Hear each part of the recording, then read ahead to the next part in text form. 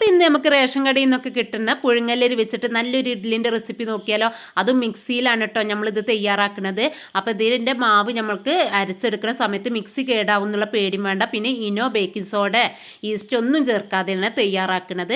അപ്പോൾ ഇതിന് വേണ്ടിയിട്ട് ഏത് ഗ്ലാസ്സിനോ കപ്പിനോ ആണെച്ചെങ്കിൽ അളവിൽ 2 കപ്പ് ഞാൻ പുഴുങ്ങലരി ഞാൻ കഴുകി കുതിരാനായിട്ട് ഒരു 6 മണിക്കൂറോളം കുതിരാനായിട്ട് മാറ്റി വെച്ചിട്ടുണ്ട്.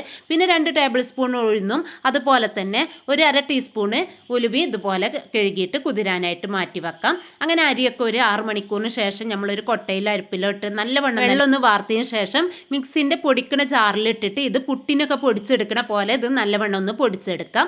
അപ്പോൾ എല്ലാതും ഇതുപോലെ പൊടിച്ചെടുത്തിട്ടുണ്ട്. അതൊരു ബൗളിലേക്ക് മാറ്റിയിട്ടുണ്ട്. ഇനി നമുക്ക് ഉഴുന്നും ഇതുപോലെ തന്നെ ആ വെള്ളം ഒഴിച്ചിട്ട് അരച്ചെടുക്കാം. അപ്പോൾ ഉഴുന്നരക്കുമ്പോൾ ഒരിക്കലും ചൂടായി പോവരുത്. 2 ഐസ് ക്യൂബ് ഇട്ടിട്ട് വേണമെങ്കിൽ അരച്ചെടുക്കാം.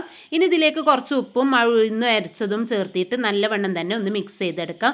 അപ്പോൾ കൈ വെച്ചിട്ട് തന്നെ മിക്സ് ചെയ്തെടുക്കണേ. അങ്ങനെ ഞാൻ ആ മിക്സിൻ്റെ ജാറിലേക്ക് കുറച്ചും പാടെ വെള്ളം ഒഴിച്ചിട്ട് ഇഡ്ഡലി മാവൊക്കെ തയ്യാറാക്കുന്ന പാകത്തിന് വെള്ളം ഒഴിച്ചിട്ട് മാവ് റെഡിയാക്കി വെക്കാം.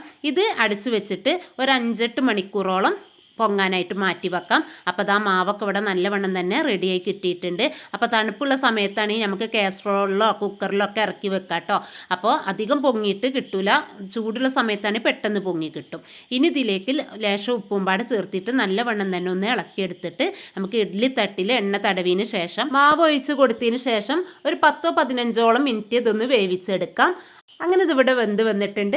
ഇനി ഇത് തണുത്തതിന് ശേഷം ഇഡ്ഡലി തട്ടിൽ നിന്ന് മാറ്റാം. പെട്ടെന്ന് തന്നെ നമുക്ക് വിട്ട് കിട്ടും കേട്ടോ. നല്ല സോഫ്റ്റ് ആയിട്ടുള്ള ഇഡ്ഡലി ഇവിടെ റെഡി ആയിട്ടുണ്ട്. ഇനി ഇതിലെ ഈ ബാറ്ററിക്ക് തന്നെ കുറച്ച് വെള്ളം പാടെ ചേർത്തിട്ട് നല്ല സോഫ്റ്റ് ആയിട്ടുള്ള ദോശ നമുക്ക് ഈ ബാറ്ററി വെച്ചിട്ട് തയ്യാറാക്കാം. അപ്പോൾ പുഴുങ്ങലരി വെച്ച് അരച്ചെടുക്കുന്ന സമയത്ത് മിക്സി കേടാവും എന്നുള്ള പേടി വേണ്ട.